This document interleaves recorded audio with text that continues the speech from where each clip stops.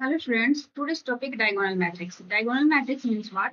Only diagonal elements have non-zero elements. Only diagonal. This is the diagonal set. Okay. And only the diagonal elements with non-zero value. Okay. So how can we print like this? Notice over this. This is the declaration. Array 3. This for what? For row. And this for what? For column. Simple. Here I would like to print a matrix having 3 row and 3 column.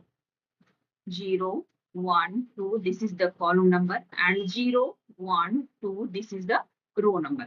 Okay. The first for loop for what? To print row, and the next for loop, inner for loop, to print column like this. Okay.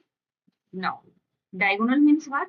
Here, this place the diagonal elements should be non-zero elements. Okay. So here I use if condition. यहाँ हम if condition का use करते हैं, जहाँ simple सा हमने एक logic लगाया कि हमारा जो j यानी कि हमारा जो कॉलम है अगर नॉट इक्वल टू रो होगा, इस स्थिति में ये क्या करेगा? एरे आई और जे यानी कि उस पॉइंट का उस सेल को असाइन कर देगा 0 से। क्लियर? उस वैल्यू का असाइन हमने क्या किया?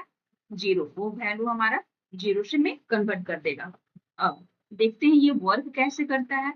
तो यहाँ देखिए, अगर हमारे पास ये हमारा क्या हो गया? कॉलम, ये हमारा हो गया रो।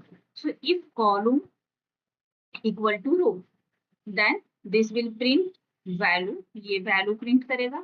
अब here the column number 1 and row is what? 0। जैसे ही हमारे पास column 1 not equal to 0, the condition will true। ये हमारे array I से position को क्या असाइन कर दिया? 0। Again the column number 2 not equal to 0, ये हमारे इस position पे क्या असाइन किया? 0। Okay. Similarly, here the column number 0, here the column number 0 and row number will what? 1। The condition will true। I और j का वैल्यू हमारा क्या होना चाहिए? 0। But here the row number 1 and column also 1, 1 equal to 1. So this condition will false. In this case, this will print value. Okay. Now here the column 2 and row 1. Condition will true. This becomes 0. So on. This prints like this. So this is the simple logic by which we can print